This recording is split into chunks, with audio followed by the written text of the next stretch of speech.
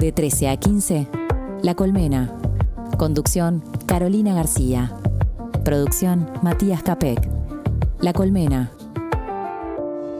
Recibirás el gospel. ¿Cómo están? Bienvenidos, bienvenidas a La Colmena. Pasan 8 minutos de las 13 horas. Estamos en este miércoles 3 de junio, avanzando ya la semana, mitad de la semana, y arrancamos con Martín Buscaglia y sus Bochamakers, este disco que cumple 20 años y que se va a celebrar de alguna manera mañana jueves en la sala del museo.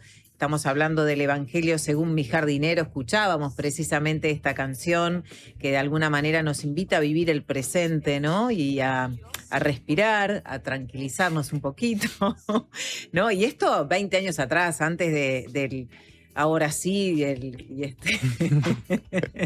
y toda esta cosa de vivir el presente, ¿no? Que bueno, que tiene obviamente raíces mucho más profundas que eslóganes de campaña electoral. Y bueno, creo que está súper interesante leer, por ejemplo, la nota de Daniel Machín que está en La Diaria a propósito de los 20 años del Evangelio según mi jardinero, que fue crucial en cuanto a la musicalidad del disco, a la instrumentalización, su producción, sus canciones, ¿no? Como fue de alguna manera como una novedad realmente en términos de composición artística 20 años atrás. Así que bueno, queríamos de alguna manera traer un poco este presente, ¿no? de Martín Buscaglia, invitarlos también entonces a este concierto que va a ser mañana en la sala del museo. Me quedo con lo de vivir el presente. Qué importante que es vivir el presente. ¿Ustedes qué momentos utilizan de su día para decir, bueno, estoy en el presente? Yo cuando me siento acá en esta mesa, hay un trabajo previo de preproducción, de ajustar cosas, de mirar información, y cuando nos sentamos en la mesa miramos por la ventana y ahí como que volvemos al presente, ¿no? Sí. Con esto de mirar el clima, no sé qué. Ese es un momento personal que yo siento que estoy en el presente, porque empiezo a hablar de los temas de la actualidad, miro cómo está el día, y ese es mi momento de volver al presente.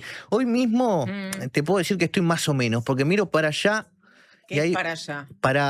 Bueno, estamos en radio, es verdad que estamos en radio. No entiende de dónde. Miro para el Río de la Plata y veo que se aproxima una tormenta, como que empieza a. Viste que el Río de la Plata nos rodea también, entonces capaz que tenés que decir que estás mirando hacia la Rambla Sur. Hacia la Rambla Sur. Y cuando miro acá un poco a la bahía. Yo soy horrible con los puntos cardinales. Al oeste, al oeste. Está, gracias, gracias. Soy horrible. Tengo un problema. Perdí esa materia en jardinera. Motricidad y orientación son como cosas que no pude avanzar mucho. Bueno, al sur entonces la tormenta, sí. Y al oeste tenemos un solcito que empieza a aparecer entre las nubes. Sí, está raro, la verdad que sí. Parece que lo que sí va a haber y de hecho creo que lo estamos notando, es una temperatura un poquito más elevada que los días anteriores. Sí, ¿no? se nota. Y eso va a ir de alguna forma en aumento, siguiendo un poco lo que nos decía ayer Nubel Cisneros en Subrayado, que es una mirada, ¿no? No me voy a pelear con mi compañero. Pero bueno, por ahí es la cosa, sí, estamos con un poquito más de temperatura, eso ayuda a pasar estos momentos, ¿no? Momentos presentes convulsos en términos políticos, ¿no? Sí, de altas temperaturas también podemos decir, ¿no? con debates que giran en torno, ¿no? al presidente de la República y a sus decisiones. Y en estas horas digo hoy, esta mañana, ¿no? Después de esa reunión que tuvo ayer con periodistas en la Torre Ejecutiva, donde dio explicaciones sobre las condiciones de compra de esta camioneta Hyundai, donde anunció que la va a donar a la Administración Nacional de Educación Pública, a la ANEP, y en esta mañana habló en conferencia, en rueda de prensa, ¿no? Al participar de una actividad oficial. Sí, de alguna forma, se ha hablado mucho en la mañana de La Diaria, estuvo la directora de La Diaria, Cecilia Álvarez, explicando un poco lo que fue esa reunión con periodistas que se produjo en la tarde de ayer.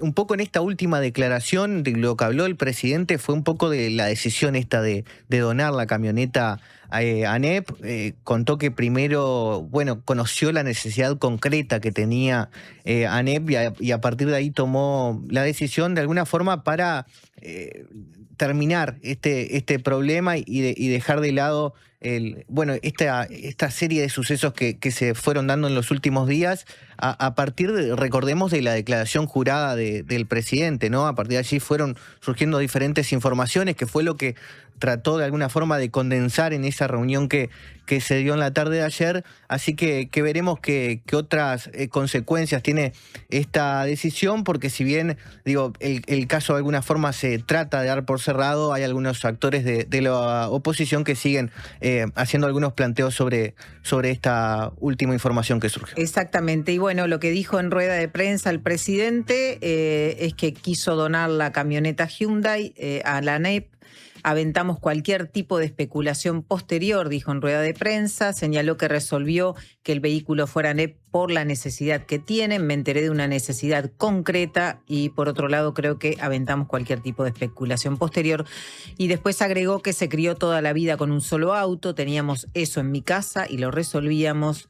Yo lo puedo resolver con lo que tengo, ¿no? Y también fue consultado sobre si hubo un error en la comunicación y Orsi dijo, quizás sí, ¿no? Claro. Esto ocurre después de lo que pasó ayer de noche con esta reunión con 4 periodistas de prensa escrita en la Torre Ejecutiva para explicar entonces el proceso de compra de la camioneta. Así que bueno, esto fue en una rueda de prensa, las últimas declaraciones en una actividad del presidente esta mañana en el Instituto Nacional de la Leche. Bueno, y si querés, Caro, podemos hablar un poquito de lo que vamos a tener sobre la mesa el día de hoy. Bien. Vamos a arrancar por temas que son diferentes, pero muy interesantes cada uno de ellos.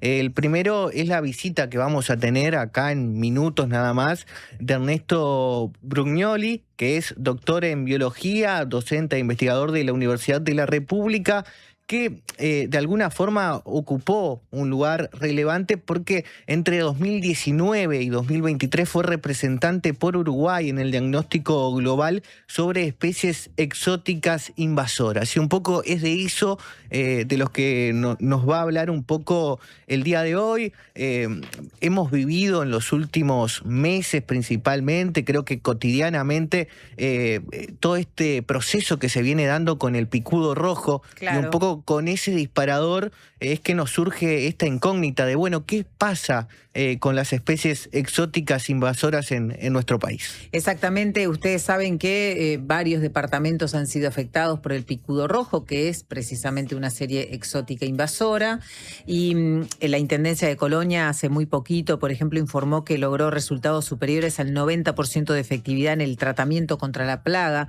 del picudo rojo, que es una de las principales amenazas para la mayoría de las palmeras que están presentes en el país. Aquí en Montevideo la Intendencia retiró como 1.200 palmeras. Está la amenaza a los palmares de Rocha, ¿no? Esa reserva tan importante para nuestro país. Bueno, en Canelones también ha habido recientemente trabajos para controlar la extensión, la invasión, digamos, de este picudo rojo.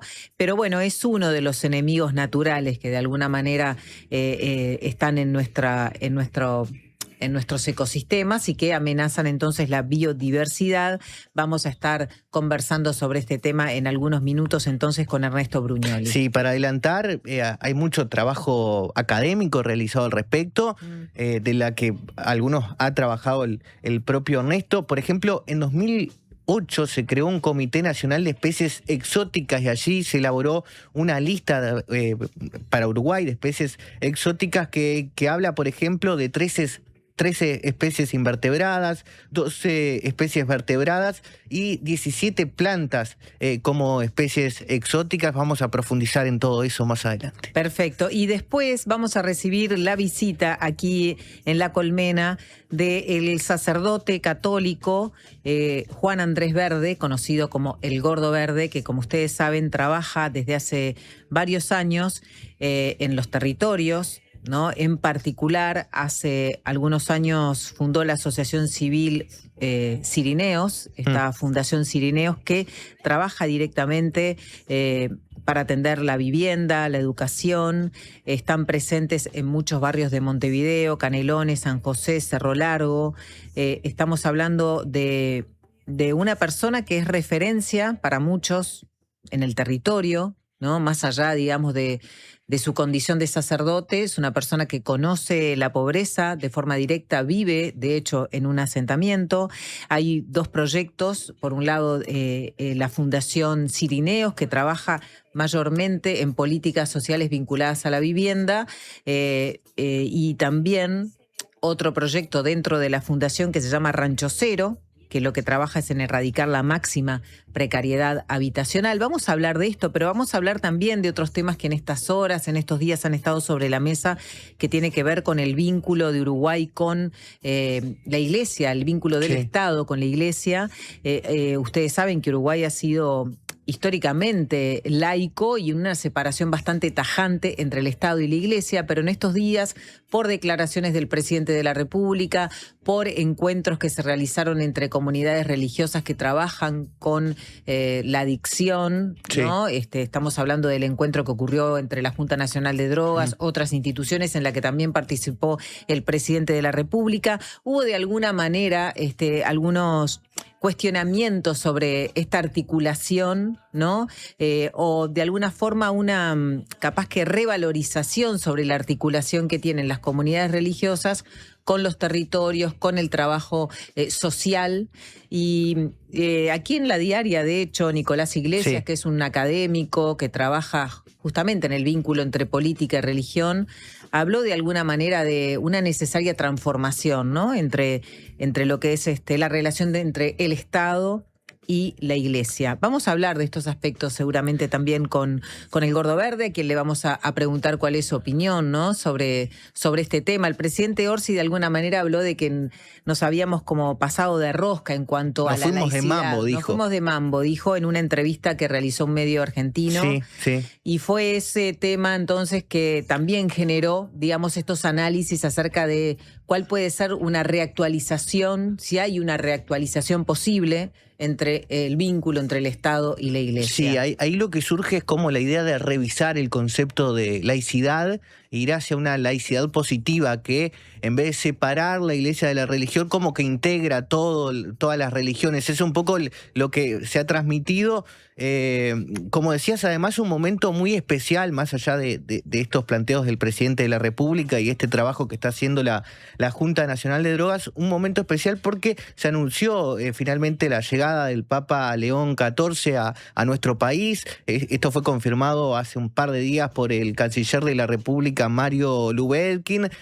Todo parece indicar que, si bien no está definida la fecha, que sería en el mes de noviembre. Entonces, bueno, eso seguramente genera muchas expectativas en la Iglesia uruguaya, genera muchas expectativas en los fieles y creo que en la sociedad en general, porque es un hecho que bueno, no sucede hace mucho tiempo en nuestro país y obviamente va a generar un movimiento especial. Así que seguramente Juan Andrés pueda comentar sobre eso. Muy bien, hacemos la pausa, les recordamos la manera que tienen de comunicarse con La Colmena esta tarde y enseguida venimos para compartir alguna otra noticia.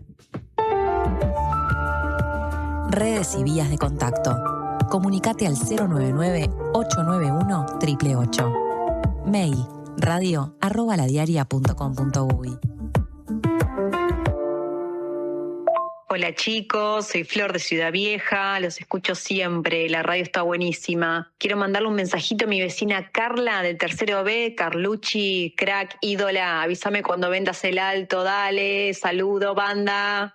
Cuando compras un Suzuki 0 kilómetro, los futuros compradores vienen incluidos. Lleva el tuyo vos también y asegurate la reventa. Visítanos en suzuki.com.uy o en cualquier concesionario del país. Suzuki te entiende. ¿Usted sabe por qué nos siguen eligiendo? Porque somos credibilidad, confianza, contención y compañía calificada. Porque además le brindamos a los socios más de 20 talleres multitemáticos en la Fundación SECOM destinados a promover la calidad de vida y muchos beneficios más. Porque estamos para usted las 24 horas, los 365 días del año. SECOM, primer servicio de compañía de Uruguay y del mundo. Siempre hay una librería cerca tuyo y la mejor forma de cuidarla es comprando ahí tus libros. En La Diaria amamos las librerías y el amor es correspondido. Por eso con tu suscripción accedes a un 20% de descuento en las siguientes librerías de Montevideo: El Yelmo de Mambrino, La Lupa, Librería América Latina, Moebius, Club Cultural Charco y Amazonia. Leer tiene beneficios. La Diaria.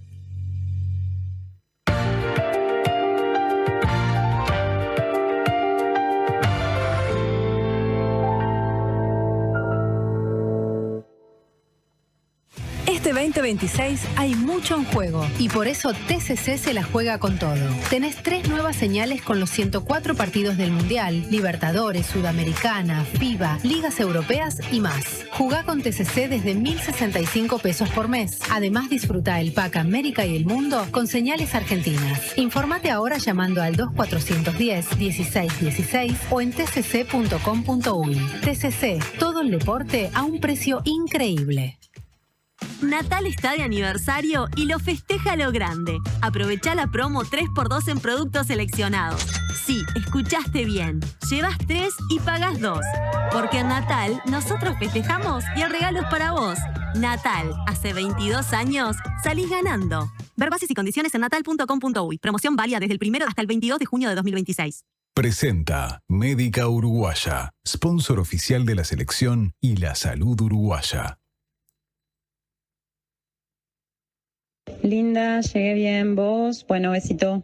Hola amiga, para que sepas que ya Hola, llegué. ya llegué. Amiga, recién avísame por si cuando llegue. Amiga, recién llegué. Hola, ya llegué. Vos, besito. Avísame por si cuando llegue. Hola amiga, para que sepas que ya llegué. Hola amiga, ya llegué. Bueno, espero que me avises, dale. Hola amiga, ya llegué a casa. ¿Llegaste amiga? Estoy en casa. Hola amiga, ya llegué a casa. ¿Llegaste? Avísame por si cuando llegues. Chau, chau. Estamos escuchando, acabamos de escuchar un audio que publicó en las redes sociales Amnistía Internacional Argentina, de alguna manera reconociendo, ¿no?, la amenaza persistente, latente, vigente que tienen las mujeres, las adolescentes, y que sufren las adolescentes y las mujeres en torno a su vida cotidiana y en particular, ¿no?, de noche, ¿no?, la noche también como una amenaza. Y esto que comparten es una forma de, digamos, de significar, ¿sí?, los riesgos que corren las mujeres en el marco de la violencia de género, pero también el apoyo, la sororidad, la contención que el grupo de mujeres, que las amigas, ¿no?, realizan cuando nos encontramos y cuando tenemos que volver a nuestra casa. De esta manera, Amnistía Internacional en Argentina estaba dando pie a lo que va a ser la marcha de hoy, Ni Una Menos, una nueva marcha en Argentina, convocando a la movilización porque vivas y libres y desendeudadas nos queremos. Ese es el lema de esta marcha que cumple 11 años. Por lo tanto, el colectivo Ni Una Menos, que ya es un colectivo de múltiples organizaciones, está convocando a las 5 de la tarde frente al Congreso de la Nación a una nueva concentración que fue decidida en asamblea una semana atrás. Ayer hubo una conferencia de prensa por parte del colectivo Ni Una Menos, pero que ahora se amplifica frente a la conmoción colectiva que generó precisamente el femicidio de Agostina Vega en la provincia de Córdoba. Nos pareció que es importante dar un mensaje transversal desde todos los sectores, decían en la conferencia de prensa, para denunciar que en Argentina, bajo este gobierno nacional, que también tiene otros ejemplos en las provincias, la vida de las pibas importa muy poco. Eso es lo que estamos viendo, señalaron las integrantes de Ni Una Menos. Queríamos dar lugar también a esto que va a pasar y que está pasando ya en Argentina, porque ya se comienzan a juntar las diferentes mujeres, organizaciones sociales en todo el país, movilizados precisamente por este último crimen. Pero en Argentina los femicidios en un año suman miles, ¿no? Estamos hablando de que hay cada 30 horas un femicidio. Estos son los datos que manejan las organizaciones y también parte de los datos que maneja la justicia. Ayer en Par en el Mundo, en el programa de La Diaria, que va después de La Colmena, la periodista, activista y docente argentina Laura Vilches habló sobre el caso de Agostina Vega, esta niña de 14 años que fue asesinada en Córdoba, y lo que fue la repercusión social. Y es interesante, les recomiendo la nota para conocer también los detalles de la desprotección que sufrió esta niña y de cómo también los discursos que niegan la violencia de género desde el propio gobierno de Argentina están generando un caldo de cultivo y una impunidad, ¿no? Sí. En Argentina está negando la existencia de la violencia de género, pero a la vez, también decía Laura Vilches, hay un gran sector de la sociedad que está entendiendo que los derechos conquistados no pueden de alguna manera retroceder, ¿no? Era quien también confirmaba que cada 30 horas hay una víctima de femicidio y también ponía sobre la mesa la complicidad entre la justicia y la política, ¿no? Porque en Córdoba el asesino, el femicida, es Claudio Barrelier, un hombre de 33 años, muy vinculado al mundo político, vínculos con el peronismo y con el kirchnerismo de Córdoba. De hecho, él ya tenía antecedentes de violencia de género, por denuncias de violencia de género, y a pesar de eso ingresó a la Municipalidad de Córdoba, recomendado por Ricardo Moreno, un abogado y concejal del peronismo, con pasado en el kirchnerismo, y Moreno admitió en un audio que se filtró que lo había hecho ingresar a trabajar en la municipalidad presentando un certificado de antecedentes en blanco. Por lo tanto, aquí queda claramente visible la complicidad también del mundo político, en este caso del mundo político de Córdoba, ¿no? Respecto a darle lugar a un hombre denunciado de violencia de género, o sea, legitimando de alguna manera a este hombre, ¿no? Y bueno, esto también sale a la luz para denunciar de alguna manera el machismo y la misoginia que persiste en algunos sectores y forma parte también entonces de la denuncia que se va a hacer hoy en esta marcha. En Uruguay también hay una convocatoria, y es importante decirlo, la convocatoria es a las 19 horas en la Plaza Libertad, es una convocatoria también de varios grupos feministas locales, la coordinadora de feminismos, también el punto de convocatoria tiene que ver obviamente con los reclamos de la violencia de género en nuestro país, pero sumándose a este movimiento que ya es internacional como Ni Una Menos. Sí, vos mencionabas el contexto argentino y ahí yo simplemente hacer una acotación sobre la discusión que se viene dando sobre el término femicidio en Argentina. Sí. En las últimas horas habló la ministra de Seguridad de Argentina, Alejandra Monteoliva, que se refirió a las cifras criminales de 2025 y fue consultada particularmente por el caso de Agostina Vega, y allí se refirió como un homicidio a este hecho. Claro. Y el antecedente más cercano que hay sobre esto es que en 2025 el propio presidente argentino Javier Milei había anunciado que su gobierno buscaría eliminar esta figura. Esta figura, recordemos, fue impulsada por la Corte Suprema de Argentina, primero con la creación en 2009 de la Oficina de la Mujer y luego en 2014 con la implementación del Registro Nacional de Femicidios. O sea, es una cuestión que está sobre la mesa hace ya más de 10 años y sigue en discusión en Argentina a partir de estas últimas declaraciones que hacen actuales autoridades.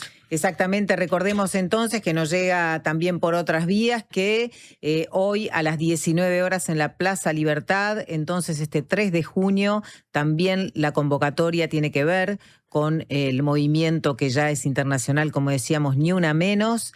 Vía el 8M también está convocando entonces a este encuentro a las 19 horas, concentración en la Plaza Libertad. Hacemos una nueva pausa cortita para poder recibir entonces aquí en el estudio de La Diaria Radio a nuestro primer invitado. Vamos a hablar sobre las especies invasoras en nuestro país, que es una crisis global, pero que obviamente afecta a nuestro territorio, cómo está el país en relación a estas especies invasoras. Hablamos del picudo rojo, pero obviamente hay muchas otras preocupaciones que afectan otros ecosistemas. Enseguida venimos. Presentó Médica Uruguaya. sponsor oficial de la selección y la salud uruguaya. Si cuando pensás en el futuro sentís que tu voz interior deja de hablarte normal y empieza a hablarte de una forma extraña, particular, utilizando un lenguaje excéntrico y un tono exacerbado, mientras escuchan sonidos de efectos especiales y música dramática, es porque te estás haciendo demasiado la película. La mejor forma de prepararte para el futuro es con Ahorro Más Vida de Banco de Seguros del Estado. Consulta con tu asesor de confianza en nuestras oficinas o en bse.com.uy. En Vida BSE podés confiar toda tu vida. Junio en el Teatro Solís. Recital de violín y piano, junto a la violinista japonesa Akiko Suwanai y Ryo Yanagitani en piano. Manuel de Falla, 150 años. El regreso a Uruguay del pianista español Javier Perianes. Piano Piano. Andrea Aroa y Luciano Superviel, danza y música en tiempo real. Gala Gloria del Rosario. Memoria, tributo y un acto de amor al flamenco. Otoño en la Zabala. Historias con las que construimos pasado y presente. Consulta la programación en teatrosolís.org.uy. Teatro Solís, Intendencia de Montevideo. Este miércoles 10 de junio, el movimiento sindical se mueve. Paro general parcial de 9 a 13 horas en toda la zona metropolitana. Movilización 10 horas. Nos encontramos en el Cerro de Montevideo por Santín Carlos Rossi, en las puertas del Apex. Por un Uruguay de transformaciones profundas. Por justicia social, trabajo y salario. PIT-CNT. Nuestro periodismo hecho radio. 97.9. La Diaria Radio. Hay una cancha donde juega la selección y hay otra donde jugamos todos. En una se cuida el arco, en la otra se cuida la salud. Son partidos distintos, pero con algo en común: la importancia de estar bien acompañado. Por eso Médica Uruguaya juega afuera de la cancha, cuidando a los que están adentro y a todos los uruguayos. Médica Uruguaya, sponsor oficial de la selección y la salud uruguaya. Presenta A Todo Color Pinturas. Grandes marcas para grandes obras.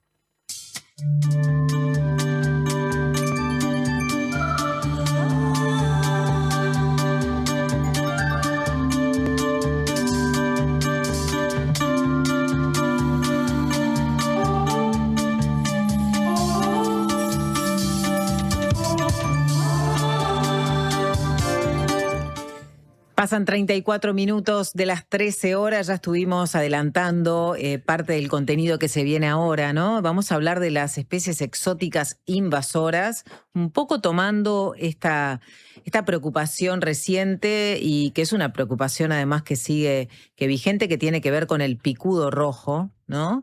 Pero bueno, esto nos da pie para hablar de forma más general también y conocer las amenazas de las especies exóticas invasoras. Y para ello vamos a conversar aquí en el estudio de La Colmena con un especialista uruguayo, un científico que precisamente se dedica a estos temas. Hablamos de Ernesto Brugnoli, que es doctor en biología, docente investigador de la UDELAR, especializado en ecología acuática, oceanografía y ciencias ambientales, y entre el 2019 y 2023 fue representante por Uruguay en el diagnóstico global sobre especies exóticas invasoras y su control, ¿no? Y sus trabajos tienen que ver con el impacto del cambio climático en los ecosistemas acuáticos, el estudio de especies invasoras, la conservación de la biodiversidad, entre otros grandes temas. Pero claramente esto nos da pauta para hablar de un mundo que es un mundo grande, ¿no? Diverso. Ya adelantábamos también la lista de las especies exóticas invasoras que están en nuestro país y que seguramente si nombramos algunas, por ejemplo, de las plantas, de los árboles, nunca pensaríamos que son especies invasoras, porque prácticamente convivimos con ellas desde hace mucho tiempo. Bueno, bienvenido en primer lugar. Muchas gracias por acompañarnos, Ernesto. Bueno, muchas gracias por la invitación y es un gusto estar aquí conversando en un mes especial, como es el mes del ambiente. Claro. Y el 22 de mayo fue el Día de la Biodiversidad, entonces creo que es un buen mes, este mes de junio, para poner estos temas en agenda y comentar sobre la temática. Totalmente, sí, es un mes para poder generar un poquito de conciencia. En primer lugar, ¿qué se define como especie invasora? Invasora, bueno, es un término que aún está en discusión, pero cada vez más sentada sus características. Primero, para que sea invasora, toda especie tiene que ser exótica, ¿sí? O sea, tiene una distribución fuera de su rango naturalmente o históricamente conocido, y que ha llegado a un nuevo territorio y empieza a establecerse, a invadir y a dispersarse. Cuando llega al último estadio, que es el de invasión propiamente dicho, ahí los organismos, tanto sea microorganismos, hongos, algas, plantas, animales, ocasionan efectos sobre la biodiversidad, sobre los ecosistemas, sobre la salud humana, incluso sobre la economía. Entonces ahí es donde uno está frente a una especie invasora, claro, que para ser invasora tiene que ser exótico. ¿Sí? Claro. Pero no necesariamente todo lo exótico es invasor. Exactamente. Entonces claro, ahí hay terminología que es bueno tratarla y que las personas que escuchan y que no están cerca de la temática, bueno, conozcan esas pequeñas diferencias. Uh-huh. Bien, y si tuviéramos que decir en grandes términos un diagnóstico acerca de cómo está Uruguay, ¿no? En este asunto, ¿no? De las especies exóticas invasoras. Bueno, Uruguay forma parte del mundo global, de esta aldea global en que estamos, y tiene la misma problemática que tienen el resto de los países. Esta problemática es recientemente percibida, pero ya, si hablamos de especies exóticas, hay que remontar a la colonización, a la venida de los europeos, donde ellos vinieron con su forma de alimentación, su vegetación, claro, sus animales, que posteriormente algunos de ellos se han convertido en invasores. En Uruguay, por ejemplo, tenemos identificados al 2015 una lista de especies exóticas invasoras. Actualmente posiblemente sean muchas más de esas 42. Con respecto a nuestros vecinos, por ejemplo, Brasil o Argentina, bueno, tenemos menos, ¿sí? Porque ellos manejan otras fuentes de ingreso de exóticas invasoras, otros territorios, otras magnitudes de ambientes.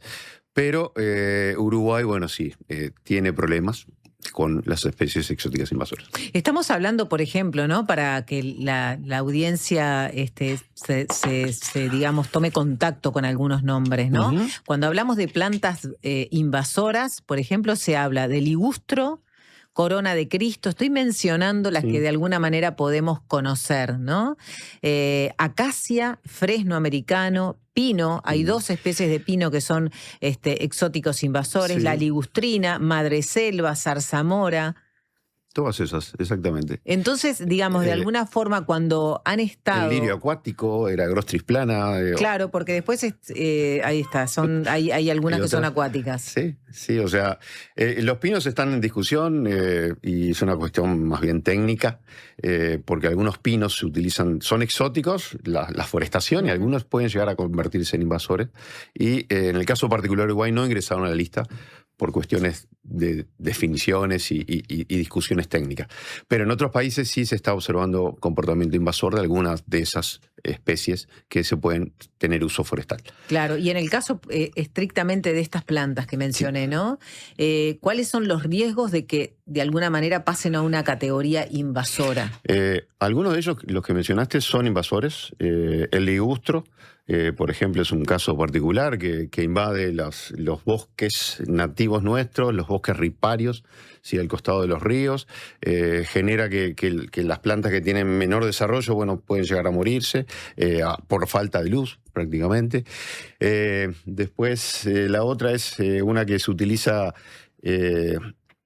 para minimizar lo que es el transporte de arena, y bueno, que recientemente fue recomendada en algún departamento de la zona costera, cosa que eso no debería ser. Estás hablando de la que fue recomendada en Maldonado, sí, para la detención de las dunas, que es una especie que no es autóctona. Exacto, es una exótica invasora, y que además de, generar problemas en el sentido de que minimiza o cambia lo que es la dinámica del transporte de arena, bueno, posiblemente también genere situaciones de efectos con la diversidad de plantas nativas de Uruguay. Bien, ya vamos a hablar de por qué es un problema afectar la biodiversidad, que también, ¿no?, es importante como reconocer, pero me gustaría mencionar, por ejemplo, ya que también es tu área de estudio, algunas de las especies acuáticas, como el mejillón dorado, la almeja asiática, caracol rapana venosa, sí. Isópodo, no sé, para nombrar algunas cosas que puedo nombrar, ¿no? Porque otras cosas no me animo porque no sé si las voy a decir bien. Pero en este caso, ¿no?, los riesgos en lo que es el mundo acuático, ¿cuáles son? Esos que mencionaste particularmente vinieron todos del sudeste asiático. Algunos vinieron del Mar de Corea, otros vinieron de los ríos de Asia del Sur, y entraron a Uruguay por algo que aún no tenemos regulado, lamentablemente legalmente, es por aguas de lastre. Uruguay es uno de los tratados internacionales que aún no ha suscrito, y posiblemente sea el principal vector de introducción de especies acuáticas marinas. ¿Sí? Uruguay aún no ha suscrito ese tratado. Dentro de los 10, 11 que ha suscrito, bueno, particularmente vinculados con la biodiversidad, particularmente este no lo tiene suscrito. Entonces eso es un debe que Uruguay tiene que sería a futuro interesante, bueno, canalizar para minimizar el futuro ingreso de nuevos invasores a Uruguay. Explícanos cómo funciona entonces este ingreso de estas... Sí, esas 3 especies tienen estadios reproductivos, posteriormente larvales, y en esas larvas, que son no menor a 300 micras, casi medio milímetro, pueden ingresar a los sistemas que utilizan los barcos para equilibrar su flotabilidad, que son las denominadas aguas de lastre. Esas aguas de lastre se cargan en determinados puertos, y en los puertos de destino son descargadas, y con esa descarga llevan dentro de esas aguas huevos o larvas que posteriormente se desarrollan como estadios juveniles y adultos de moluscos, de peces y de otros organismos acuáticos. Claro, o sea que los buques son los principales vectores entonces de estas especies. Tanto lo que es el agua de lastre como el fouling, que es los organismos que vienen adheridos al casco, son de las 2 principales fuentes de ingreso de organismos acuáticos marino-costeros. Y en el caso particular del mejillón y de corvícula, entraron por la década del 90. ¿Corvícula qué es? Corvícula fluminia es la almeja asiática. Ok. Y el otro también, rapana venosa. Esos 3 entraron entre el 85 y el 2000 por este tipo de vector. Y actualmente el Limnoperna fortunei está distribuido en prácticamente todas las cuencas de Uruguay, excepto la cuenca atlántica. Llegó hasta Brasil, a los diferentes embalses, y recientemente fue reportado en los Estados Unidos. Corvícula tiene una amplia extensión, y rapana venosa está extendido en la zona del Río de la Plata, expandiéndose hacia Brasil y hacia Argentina. Cada uno de ellos genera efectos e impactos diferentes. ¿Y qué pasa en nuestro país como impacto? Hablábamos, ¿no?, de la amenaza a la biodiversidad, y en ese sentido, ¿qué relevancia, qué impacto significa una amenaza a la biodiversidad? Por ejemplo, a la biodiversidad o lo que es al ecosistema en general. El Limnoperna, por ejemplo, es un nuevo ítem alimenticio de la boga en el río Uruguay. ¿De la boga, que es un pez tradicional y que se utiliza también para pesquería, o sea, es un recurso pesquero. Y a partir de la incursión del mejillón dorado en el río Uruguay, bueno, transformado y ha cambiado su dieta, prefiere a vegetales y otros alimentos, ahora prefiere comer mejillón dorado. También el mejillón dorado genera como... es un mejillón común y corriente, solamente que agua dulce, genera heterogeneidad en los sustratos donde se adhiere, y ahí puede, por un lado, promover nuevos organismos que se adhieran, o por otro lado puede eliminar los que estaban previamente establecidos en esos arrecifes que genera.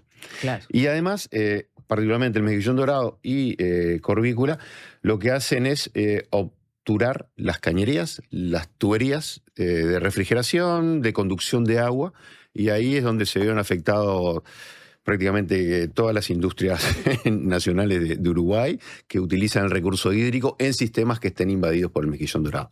Estamos hablando de hidroeléctricas, estamos hablando de abastecimiento de agua potable, estamos hablando de agroindustriales, y ahí es donde, bueno, genera un gasto y un necesidad de la inversión para eliminar esos mejillones, para utilizar productos que se recomienda que sean amigables con el ambiente, o para, bueno, promover investigaciones para ver cómo hacemos para solucionar y destapar las cañerías tapadas por el mejillón dorado o por corbícula. Claro, porque pienso que de repente los mecanismos, como de alguna manera adelantabas, para eliminar esos mejillones, tienen que ver con determinadas sustancias que pueden generar otros impactos contaminantes, por ejemplo, en los cursos de agua. Exactamente, o sea, una de las alternativas es utilizar pinturas antiincrustantes, y la mayoría de las pinturas que se utilizan tienen químicos que, una vez que son lixiviados, pueden caer al ambiente. Entonces, bueno, hay una nueva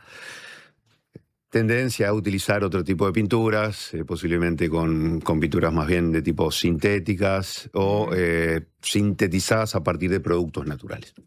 Claro. Esperemos ir hacia ese lado y no que se sigan utilizando productos con químicos que finalmente caen en los peces o en otros invertebrados.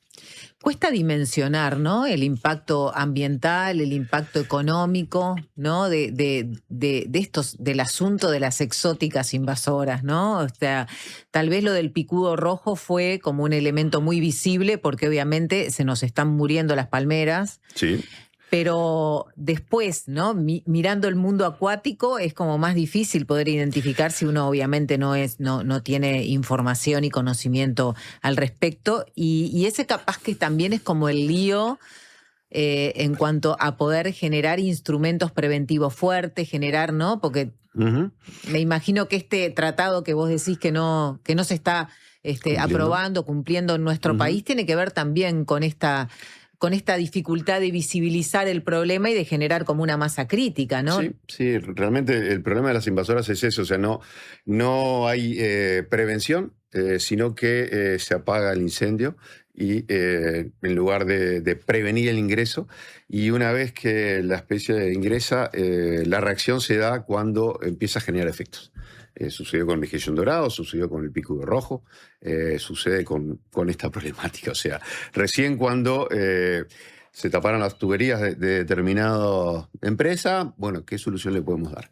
Recién cuando vimos que el picudo rojo había atacado las palmeras con tanto patrimonio que tenemos y tanto cercanía que le damos, bueno, ahí se empezó a ver que se puede atacar cuando realmente se podría haber prevenido, si previamente su ingreso con una ley, con una reglamentación o con lo que son medidas fitosanitarias, como fue el caso del picudo rojo. Vamos a hacer una pequeña pausa y a la vuelta seguimos conversando entonces sobre las especies invasoras en nuestro país. Estamos conversando con Ernesto Brugnoli, que es doctor en biología, docente, investigador del UDELAR. También habilitamos a ustedes para hacer las consultas que tengan, ¿no? Me imagino interrogantes en cuanto a determinadas especies. Por ejemplo, ya está llegando, ¿no? Eucaliptus, dicen. ¿Qué pasa con el eucaliptus? ¿Ya es una especie invasora, exótica? ¿Ya podemos decir que es algo propio? Que ya... Bueno, es todo un gran tema. Le vamos a trasladar en minutos nada más a nuestro invitado este dilema. Ya venimos. Presentó A Todo Color Pinturas. Grandes marcas para grandes obras. UTE presenta pequeños grandes consejos de túnicas en red. ¿Sabías que puedes ser más eficiente con tu heladera? Antes de abrirla, pensá qué necesitas sacar. De esta forma, evitamos pérdidas de energía. Al momento de cerrar la heladera, fíjate que la puerta quede bien cerrada y que los burletes estén sanos para que el cierre se mantenga hermético. Que no entre el calor a la heladera. Lo probamos en casa y funciona. UTE, avanzamos con energía. Chacra La Martina, donde todo lo bueno sucede. Eventos, celebraciones sociales, empresariales, restaurante y salón de té. Además, hospedaje con ricos desayunos de campo a 20 minutos del centro. La Martina, al oeste de la ciudad. Seguinos en redes. ¿Vas a pintar? Confía en Ciacolor. La marca de pinturas que más crece en Brasil y en Uruguay tiene el producto indicado para vos. La calidad que necesites al precio justo. Si vas a pintar, confía en Ciacolor. Hola, ¿estás formando tu propia opinión? Estás bien, estás en La Diaria Radio 97.9.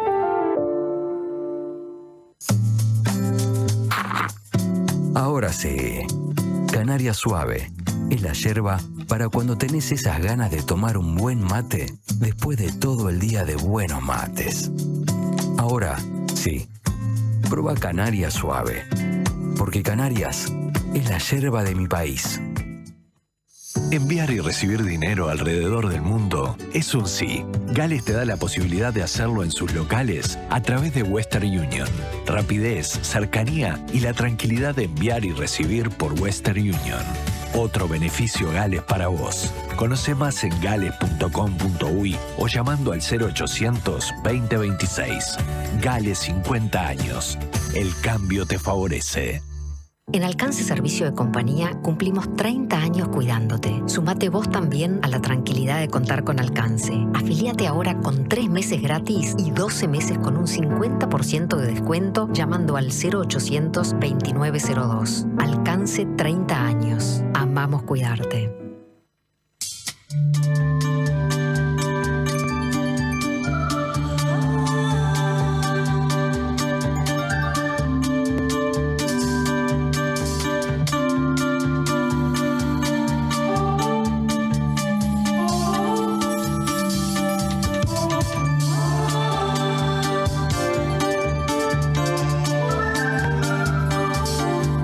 Estamos conversando sobre las especies exóticas invasoras en esta tarde en La Colmena con Ernesto Brugnoli, y hay mensajes que llegan de la audiencia, como por ejemplo alguien que te envía saludos de Santa Lucía del Este porque fuiste jurado de la tesis de grado del hermano de la persona que nos escribe, licenciado en biología, sobre contenido estomacal de las carpas en la cuenca del río Santa Lucía. Además comparten lugar de vacaciones, dice, donde vivo ya hace 6 años. Llenito de rafana venenosa estamos acá. ¿Qué es la rafana venenosa? Rapana venosa. Rapana venosa. Rapana venosa. Ah, rapana venenosa, dije venosa. Rapana venosa. Es ese molusco, ese gasterópodo que vino del mar de Corea. Es uno de esos organismos. Es uno de los organismos invasores que vino del mar de Corea en estos últimos años que nos decías, ¿no? Exacto. Cuyo vector son los buques. Estamos hablando de vectores que tienen que ver con la actividad económica, con la globalización, ¿no? Hay barreras que de alguna manera se rompieron por lo que es la gran movilidad humana. Exactamente. Y esa es como la explicación del crecimiento entonces de estas invasoras. Sí, y además de eso, de la globalidad, del incremento de los intercambios de bienes y servicios, la temática se empezó a conocer cada vez más y se empezaron a incrementar, además de ese comercio, lo que son los registros de parte de estos organismos. Claro. Saludos por Santa Lucía y sí, Rapana venosa. También un comentario, Rapana venosa fue una campaña interesante que hicimos en el 2010, damos $1 por cada caracol y salió bastante interesante porque quedó el tema en agenda. Y fue ¿1 peso por cada caracol? $1 por cada caracol. Entonces era una forma de empezar a controlar esa población y ahí eso lo hicimos en verano, me acuerdo que hubo una amplia difusión. ¿En la zona canaria? En la zona canaria, en Punta del Este, había 2 o 3 centros de acopio, me acuerdo, para entregar las rapanas y llegamos hasta 5.000 rapanas, que fue cuando llegamos a nuestro tope de financiamiento. Pero estuvo interesante porque, creemos que fue uno de los hitos para empezar a divulgar y llegar a la sociedad sobre esta problemática. Claro. Después hay otro que dice que el Crateus es también, o grateo, ¿cómo le decimos? Sí, Crateus es exótica, terriblemente invasora, dice alguien, se usa para hacer con jardines. Claro, eso sí es como bien conocido y también es invasor. Ahora, hablábamos de la dificultad, ¿no? De alguna manera de generar masa crítica, ¿no? Sobre este asunto. ¿Qué pasa a nivel de la política pública? Hay un Comité Nacional de Especies Exóticas Invasoras. ¿Ese comité está funcionando? ¿Quién integra ese comité? ¿Quiénes integran ese comité? Bien, sí, el Comité de Exóticas Invasoras data del 2008. Que fue a partir de colegas de la región que promovieron esta reunión de instituciones y de técnicos vinculadas con la temática. Es una temática bastante amplia donde, los organismos, tanto acuáticos, terrestres, hay un sinfín de instituciones de investigación como de gestión que estarían vinculados. Entonces, no mejor idea que todos congenien en un comité, en este caso el Comité de Exóticas Invasoras, y bueno, tiene sus bondades y tenemos nuestras dificultades en el sentido de el comité desde que se generó no es un organismo, es un organismo consultor, pero no es un organismo vinculante propiamente dicho. Entonces, la lista que tenemos de 42 especies exóticas invasoras es una lista, pero no tiene una ley detrás. Y son cuestiones que en breve y esperemos durante este periodo o el próximo, bueno, deberíamos avanzar para definir lo que hablamos al principio, que es una especie exótica, que es una especie exótica establecida, que es una especie exótica invasora, para posteriormente en cada una de ellas, bueno, empezar a tener acciones legales de prohibir, de limitar o de condicionar el uso o no de determinados organismos para que no generen los problemas que actualmente están ocasionando. Claro. Si te preguntara, ¿no? ¿Por dónde hay que ir primero? Sé que es difícil porque hablamos de 42 especies, pero ¿cuál es como tu preocupación central? ¿Tiene que ver con este problema de los mejillones? ¿Cuál es como una preocupación central respecto a qué especie está invadiendo más la biodiversidad o es realmente múltiple? Esto es muy difícil. Es múltiple causal, porque en cada una de las matrices, sea agua o sea tierra, va a tener al menos una de ellas, incluso en cada uno de los ecosistemas que tenemos. Quizás algo que es real, la última especie exótica invasora aún no ha llegado. Entonces, lo que sería fundamental sería empezar a trabajar con la prevención. El ingreso de nuevos organismos, ¿sí? Por aduanas, el ingreso de nuevos organismos por nuevos transportes, el ingreso de nuevos organismos o la promoción de organismos a través de la venta por Internet, ¿sí? Que está poco regulada. Y que la venta por Internet, ¿qué puede ingresar? La venta por Internet puede llegar a vender desde plantas ornamentales, que pueden ser exóticas invasoras, hasta peces con cría para acuicultura que se pueden escapar y se pueden convertir en exóticos invasores. Entonces, esa temática, y sumada a esa temática de prevenir lo que es la comunicación, la información, que todos manejemos al menos la información básica de ¿por qué no promovería el cultivo del uso de una exótica frente a una nativa? Claro, ¿sí? Porque capaz que lo que nosotros desde el punto de vista más de nuestro gesto cotidiano podemos hacer es saber qué planta elegimos. Por ejemplo, si tenemos jardín y queremos generar, digamos, jardines en nuestro espacio, ¿no? Sí. O comprar una planta para nuestra vivienda. O sea, ahí ese es un gesto que podemos de alguna manera hacerlo de manera informada. Sí, perfectamente. ¿Y sí. ¿Cómo sería? Y bueno, una buena difusión de que sí, que no. Que sí y que no deberíamos usar. Y ahí es donde deberíamos revalorizar lo autóctono frente a lo exótico. ¿Sí? O sea, donde habría que pararse, bueno, ¿qué nos gusta? ¿Un jardín californiano o un jardín pampeano, brasilero, uruguayo, argentino? Sí, que son nuestras plantas originales. Entonces ahí es donde sí tenemos que cambiar el foco, la forma de valorizar nuestra biodiversidad. ¿Y qué le dirías a las personas que tienen que tomar esa decisión, ¿no? ¿Por qué tenemos que optar entonces por plantas que tengan que ver con nuestro monte nativo o con nuestra con lo que mencionabas, ¿no? Con los montes que tienen que ver con el corredor brasilero? Y bueno, frente al exótico, particularmente proponer o promover el uso de lo nativo, porque si no vamos a terminar en un mundo totalmente globalizado donde la particularidad de nuestro país nos va a pasar por arriba lo que es frente a la globalidad. Entonces, por ahí mantener las particularidades, las características propias de nuestra biota es fundamental. Claro.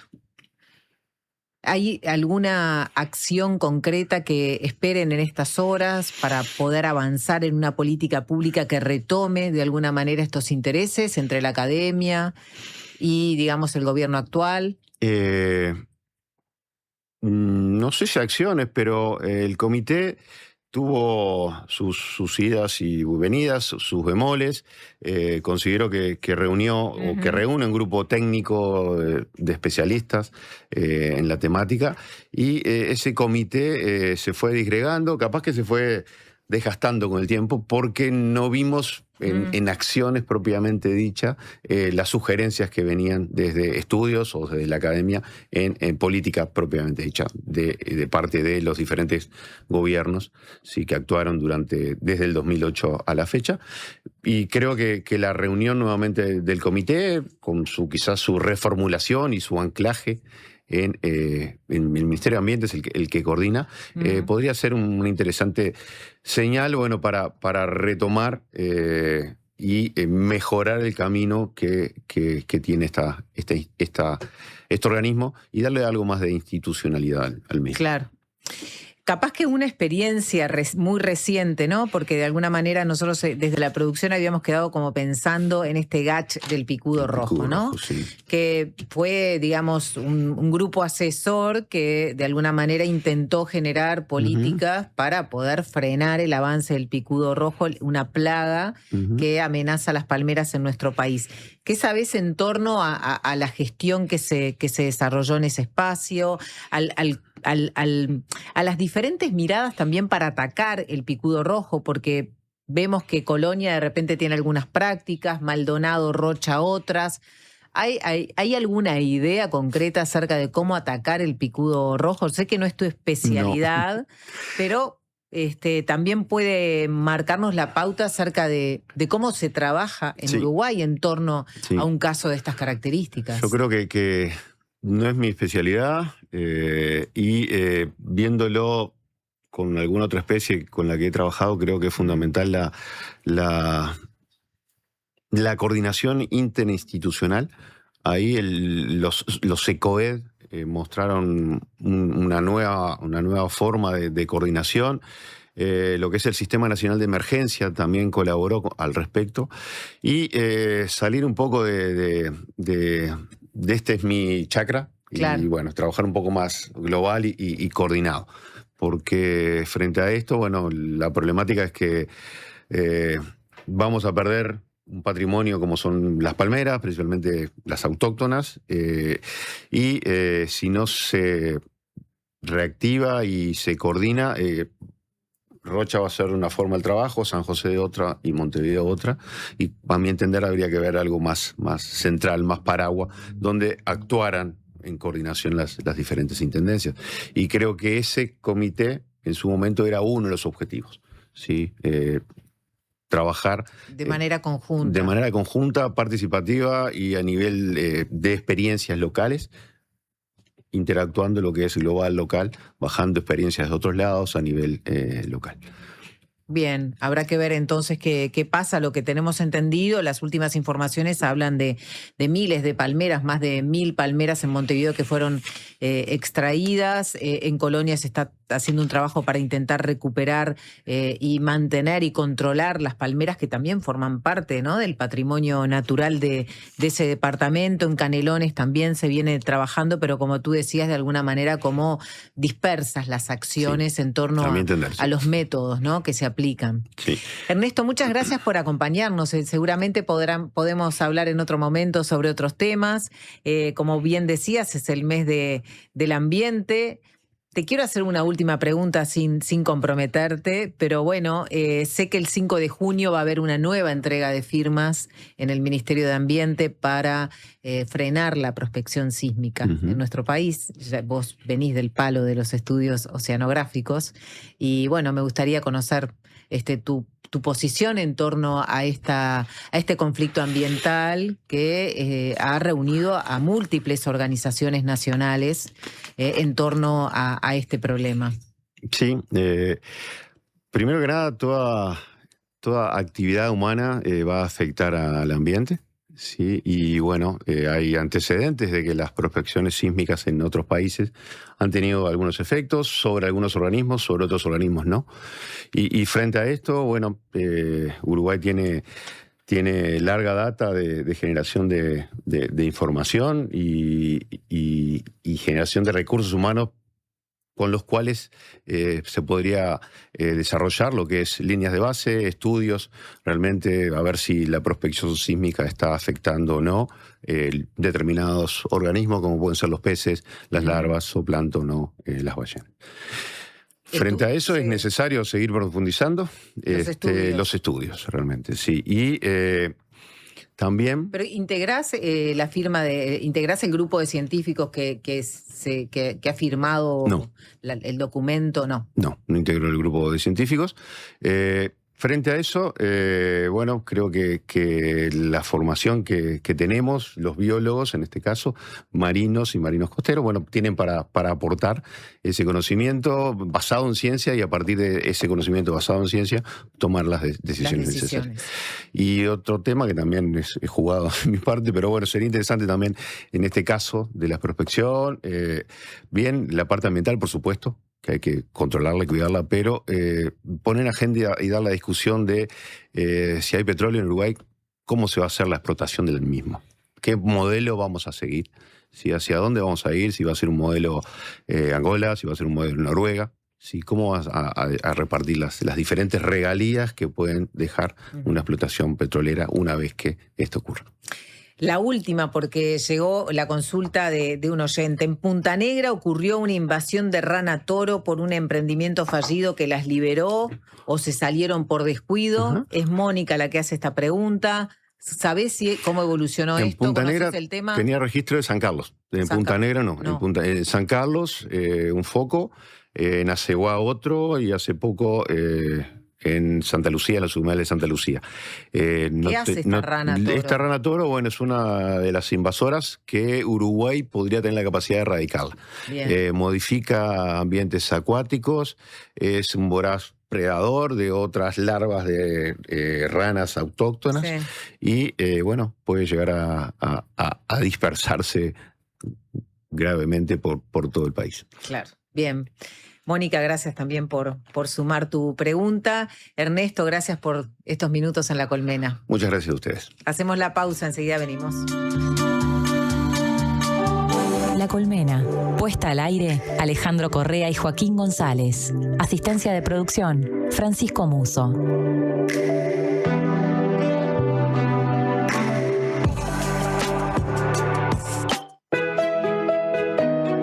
Con Gonzalo Moratorio. Gonzalo necesita continuar su tratamiento médico tanto en Uruguay como en el exterior. En Habitat ponemos a disposición el colectivo número 146734 en pesos y dólares. Podés colaborar acercándote a cualquiera de nuestros más de 520 locales en todo el país. ¿Cómo es estudiar en la UCU? Es estar en movimiento, sintiendo cómo ideas, personas y lugares se transforman. Es conectar con otros para potenciar tus ideas y generar impacto en lo que nos rodea. Es ser parte de la propuesta universitaria más innovadora y actualizada del país, que te impulsa a desarrollar tus talentos. Universidad Católica del Uruguay, el futuro que está en vos y en nosotros. El Alemán al Auditorio del Sodre. Último disco de Gerardo Dorado, El Alemán. Yo, ¿quién sería? El Alemán, 26 de julio en el Auditorio del Sodre. Entradas en Ticantel.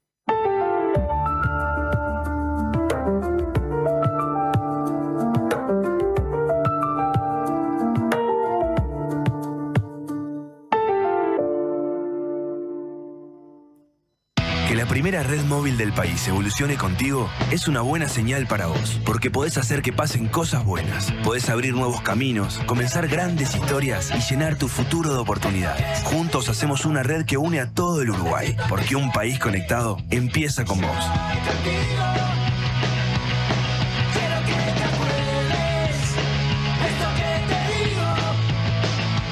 Red y cobertura donde vayas. Tigo, lo bueno pasa contigo. No somos muchos, no somos pocos, pero estamos todos locos. No somos muchos, no somos pocos, pero estamos todos locos. Llega el Mundial, nos volvemos todos locos. Todos los partidos, la mayor cobertura y más de 1000 horas en vivo. Mira todo el Mundial por T-Sports, en DirecTV y Tigo. Suscríbete ahora llamando al 0800 3555. Natal está de aniversario y lo festeja a lo grande. Aprovecha la promo 3x2 en productos seleccionados. Sí, escuchaste bien. Llevas 3 y pagas 2. Porque en Natal nosotros festejamos y el regalo es para vos. Natal, hace 22 años, salís ganando. Ver bases y condiciones en natal.com.uy. Promoción válida desde el 1 hasta el 22 de junio de 2026. De 13 a 15, La Colmena.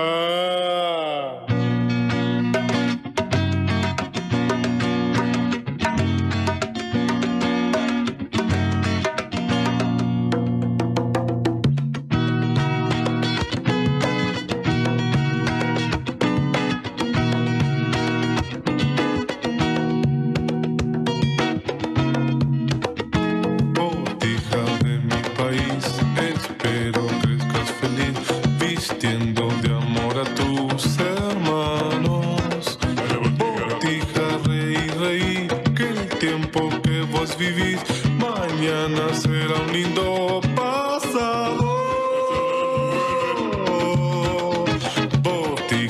Pasan 13 minutos de las 14 horas. Muchas gracias a todos y todas quienes están comunicando con La Colmena, y también invitamos a hacerlo a partir de este momento, que vamos a recibir aquí en el programa a Juan Andrés Verde, el sacerdote católico conocido como el Gordo Verde, a quien conocemos mucho públicamente, obviamente, porque hace muchos años que está generando trabajo social vinculado a las personas y a los barrios más carenciados de Montevideo, también Canelones, también otros departamentos que ya nos va a contar, porque la Fundación Cirineos pretende precisamente ampliar su llegada territorial a otras zonas del país. Hace muy poquito se conoció, muy pocos días, un convenio que firmó la Fundación Cirineos con el Instituto Nacional de Inclusión Social Adolescente, con INISA, para la participación de egresados en programas y actividades llevadas a cabo por la Fundación. Es una fundación que dialoga con muchas instituciones del Estado, y de eso también queremos conversar. Pero en primer lugar, bienvenido. Muchas gracias por estar aquí en La Diaria Radio. Gracias, Carolina. Un placer. Va a ser difícil concentrarse por la vista que tienen acá.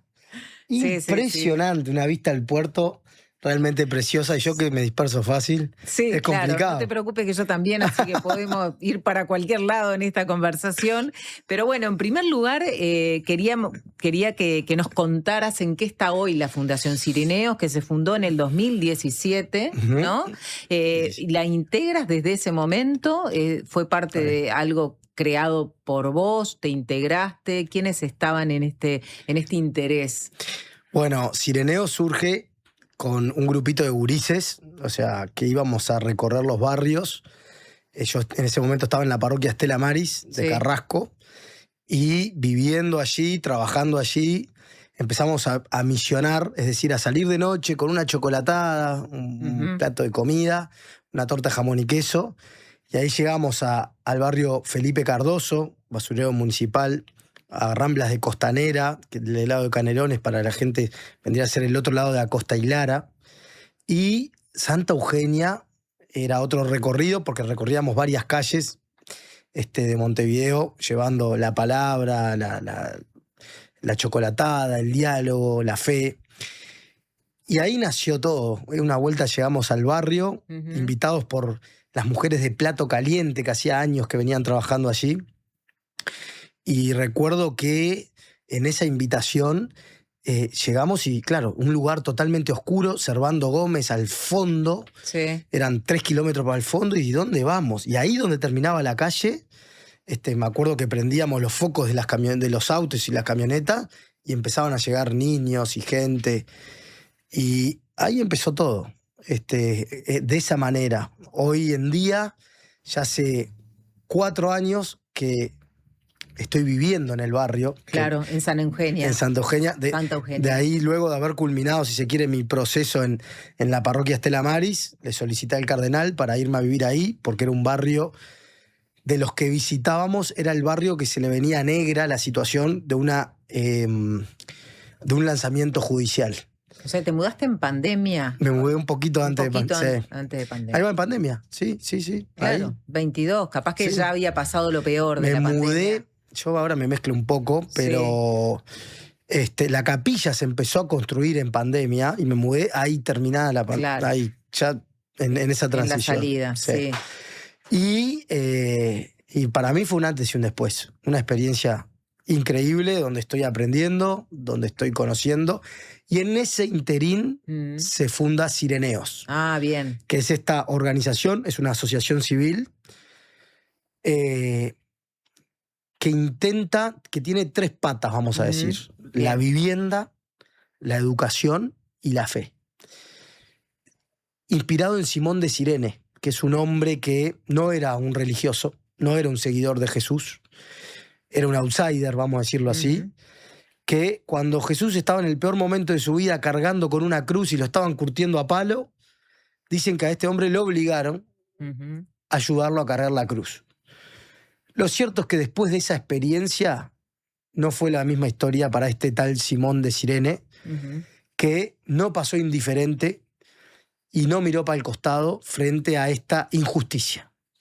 Entonces, yo siempre lo cuento porque hoy en día los sireneos los conforma mucha gente que no tiene fe, gente, gurises que sí son movidos por la fe, pero hay benefactores que no comparten nuestra fe, ateos, judíos, evangélicos que forman parte de los voluntariados.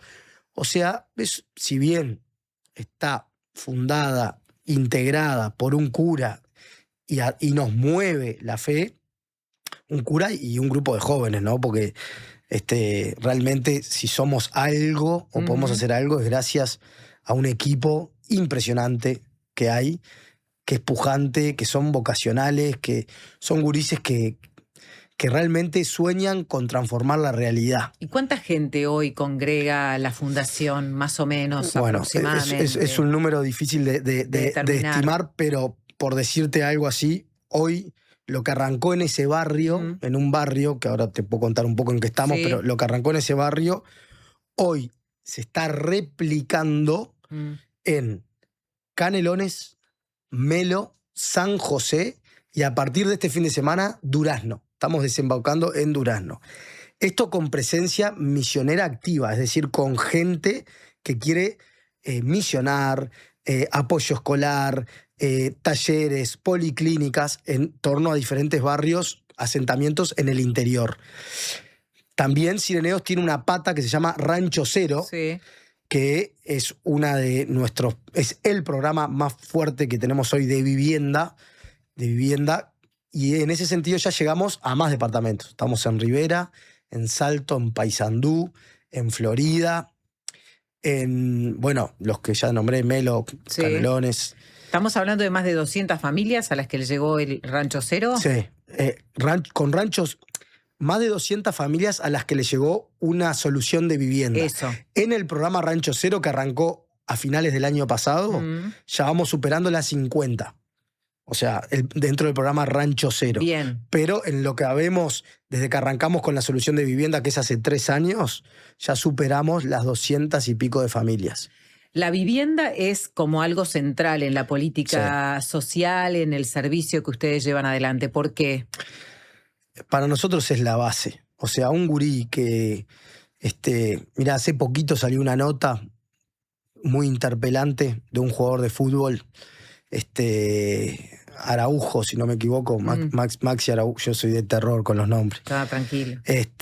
Donde él contaba lo que significó para él vivir en un rancho donde se le llovía, donde llegaba tarde a entrenar y por más que quisiera entrenar, cuando llovía, cómo se le llenaba la casa de agua y alguna vez le tocó llegar tarde por esta situación. Nosotros entendemos que si no hay una vivienda medianamente digna, el tema salud es muy difícil, El tema violencia es muy difícil porque dormir todos en una misma habitación es una violencia, adultos y niños. Obviamente no estoy juzgando, yo entiendo que las familias hacen lo mejor que pueden, pero quiero decir, es algo que realmente va en contra. Salud, violencia, educación.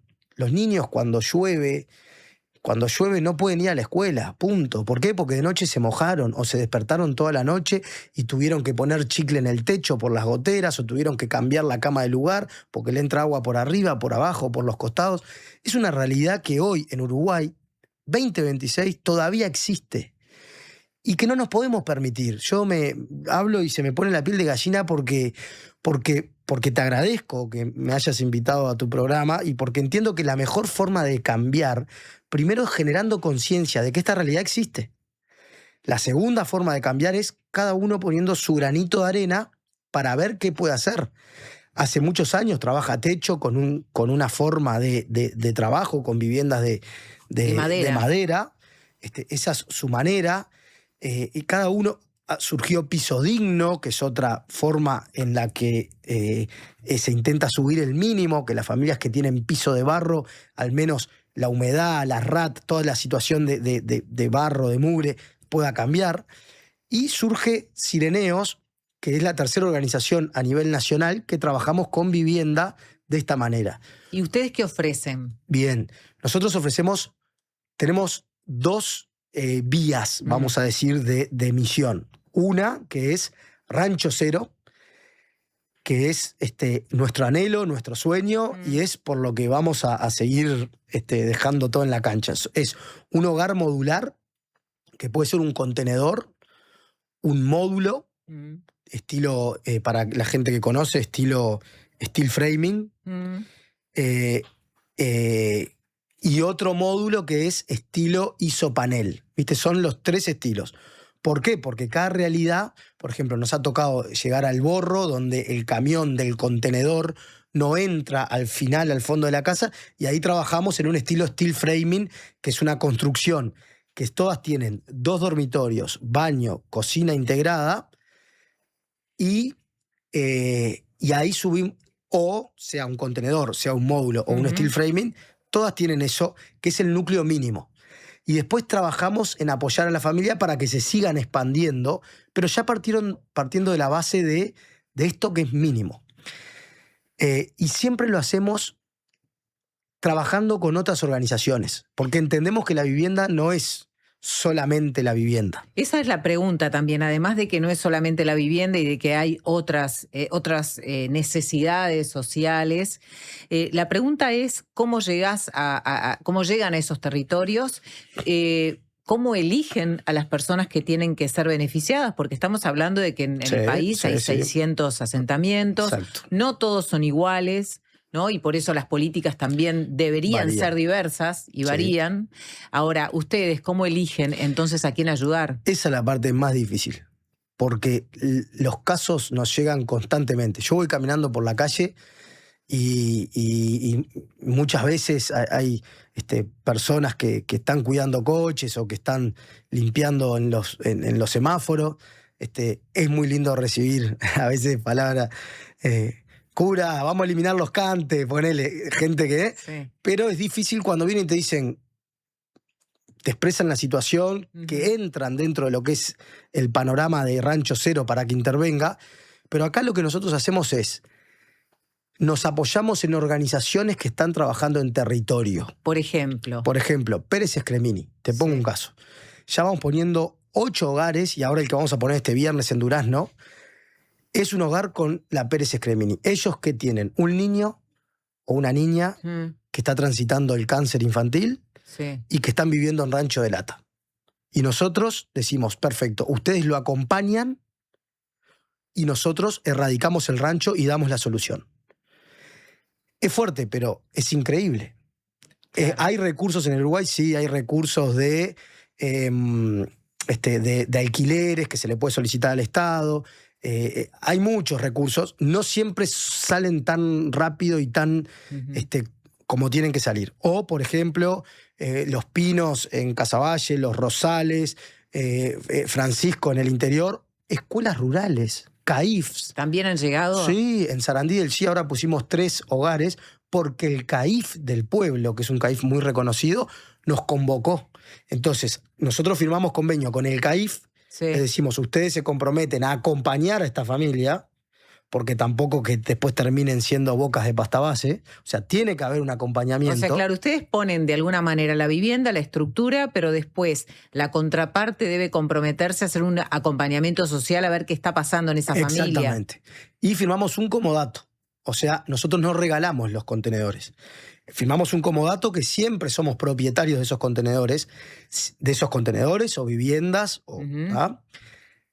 Cuando la familia recibe una solución definitiva por parte del Estado, que sería lo mejor y lo ideal, ellos tienen que devolver ese contenedor que se va a arreglar y va a ser reutilizado para otra nueva familia, que es parte del INISA, que viene por ahí. Por ahí. Antes de llegar al INISA, la pregunta es, ¿de dónde surge esta idea de este instrumento legal? Me pregunto, ¿por qué pensaron que era mejor generar este comodato y no otra cosa? ¿Cuál es la inspiración, la recomendación de alguna institución? La recomendación una recomendación es no andar haciendo nuevos asentamientos, que no es lo que queremos. Otra recomendación es el poder optimizar los recursos que tenemos, porque nosotros todo lo que damos y ponemos es gracias a la donación de la gente que ayuda con 200 pesitos mensuales, o a las empresas que vienen y te dicen yo colaboro con uno. Porque ¿cuánto sale cada contenedor? Cada contenedor sale $15.000. Claro. IVA incluido. Que me consta que se está trabajando para que no tengamos que seguir pagando el IVA. Eso para nosotros el IVA del contenedor y de los otros materiales que compran. Exacto. Porque ustedes como asociación civil no tienen descuento de IVA en estas tendríamos descuento de IVA si lo trajéramos del exterior. Bien. ¿Tá? Si lo compramos a China o si lo compramos a Argentina o a Brasil. Pero parte del valor agregado de nuestro trabajo es que tenemos lo que se llama el proyecto DENIS, que está integrado por jóvenes que estamos rescatando, entre comillas, de la calle o de la delincuencia, y es por ahí que vino este proyecto DENIS, firmado con jóvenes que salen del INISA, que dicho sea de paso, hoy llegó el primero, con lo cual hoy todavía no tenemos las instalaciones, pero ya salió un joven que no tenía dónde volver y lo estamos recibiendo. ¿Y dónde lo reciben? Y lo estamos recibiendo en un contenedor en el barrio que tenemos, que Santa Eugenia. Sí, que es donde van a trabajar. Porque el proyecto DENIS, perdón si estoy siendo medio... No, yo estoy comprendiendo, no sé, yo estoy comprendiendo, dale, seguí. Digo el panorama general, pero estos chicos, nosotros no queremos importar de afuera porque queremos trabajarlo con estos chicos, trabajarlo con jóvenes que... lo fundamental por ahora nosotros lo compramos a empresas de industria nacional. Sí. ¿tá? Pero todo lo otro va con jóvenes que están queriendo salir adelante. Bien. Y esos jóvenes, hablando así en criollo a lo pampa, nosotros los contratamos al sueldo mínimo, todos en caja, todos con todos los reglamentos, pero al sueldo mínimo, por un año. Y en ese año ellos aprenden herrería, donde hacemos los aleros para las viviendas. Aleros, escaleras, rejas. Jardinería, donde prestamos servicios para muchas familias de la vuelta. Sanitaria, donde también trabajamos para las viviendas que estamos ayudando a la gente. Y Rancho Cero / mantenimiento general. Entonces, estos chicos durante un año trabajan haciendo el bien a un mínimo costo y van aprendiendo estos oficios, porque no lo saben, y además van aprendiendo a mirar a los ojos, a quitarse el gorro cuando saludas a alguien, a llegar en hora, a comer 5 en una mesa con cubierto, con tenedor, cosas que a veces no todos manejamos de la misma manera.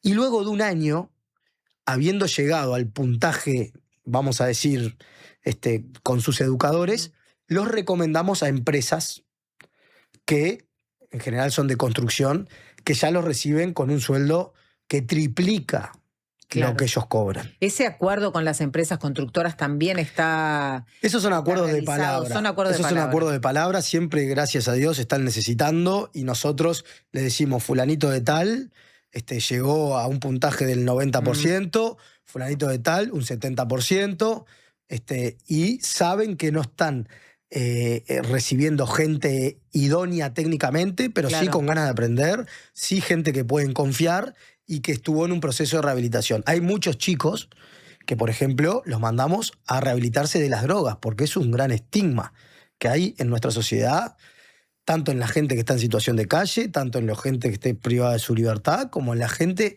en la gurizada. Es un tema que es una batalla. Gente que quiere salir adelante, pero la droga los echa para atrás.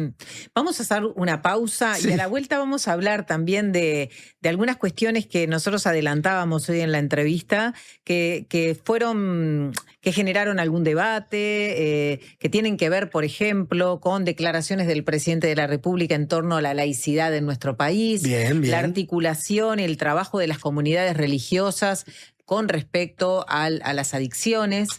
Conversamos un poquito sobre eso. ¿Cómo ves la articulación de las comunidades religiosas de la Iglesia Católica y del trabajo que ustedes hacen con el Estado? Perfecto. Ya venimos. Conducción, Carolina García. La Colmena. Este año viajá por Uruguay de punta a punta con Red Pagos. Participá y ganá una escapada para 2 personas, todo incluido. Desde Artigas hasta Montevideo. Vos elegís el destino. Registrate en ganarestamascerca.com.uy y suma chances pagando en locales de Red Pagos o en Mi Red Pagos. Red Pagos, más cerca. Ver bases y condiciones en ganarestamascerca.com.uy. Buen día, acá Leo desde Colonia, los escucho siempre desde el laburo, gracias por la compañía todas las mañanas, y aprovecho a mandarle un saludo a mi mejor amiga Belu, que estoy esperando que me venda el Swift. Dale, Belu, dale. Cuando compras un Suzuki 0 kilómetro, los futuros compradores vienen incluidos. Lleva al tuyo vos también y asegurate la reventa. Visítanos en suzuki.com.uy o en cualquier concesionario del país. Suzuki te entiende. La salud visual es un derecho. En Óptica Guzmán te ofrecemos precios populares y productos de calidad. Tenemos descuentos para afiliados a todos los sindicatos. Seguinos en Guzmán Óptica. Visítanos en Colonia 1457 bis, casi Barrio Zamorín, en la parada del ómnibus. Óptica Guzmán. Vení a ver. Una radio para escuchar todo el día. La Diaria Radio 97.9.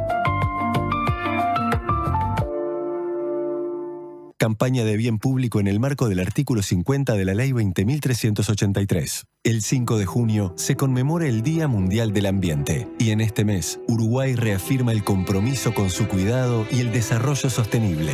Hoy seguimos avanzando con más acciones, más políticas públicas y más compromiso con el futuro. Impulsamos políticas ambientales en áreas fundamentales como el agua, la biodiversidad y la gestión de residuos. Actualizamos normas para proteger lo que importa: la calidad de nuestras aguas superficiales y subterráneas, nuestras ciudades frente a eventos climáticos extremos y los humedales, fundamentales para la conservación de la biodiversidad.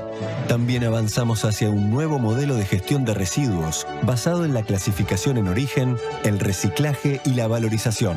Regulamos los residuos de baterías, acompañando el crecimiento de la movilidad eléctrica. Establecimos una gestión integral para los residuos de la construcción y aprobamos el decreto de donación de alimentos para reducir el desperdicio y generar impacto social positivo. El Uruguay sostenible se construye día a día, porque cuidar el ambiente es cuidar la vida y construir futuro.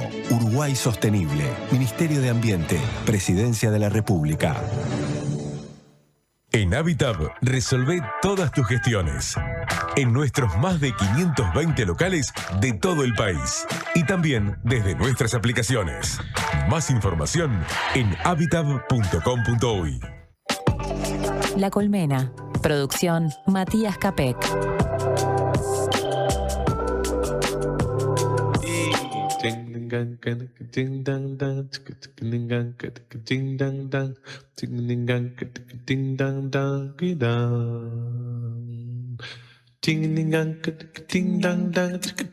Presenta Asociación Española. Prevení. Preasociate.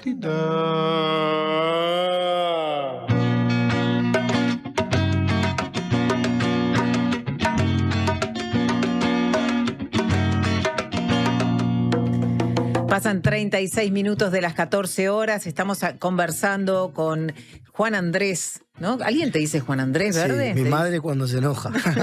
Y el párroco Gonzalo, que siempre me decía Juan Andrés, pero ya me dice Gordo.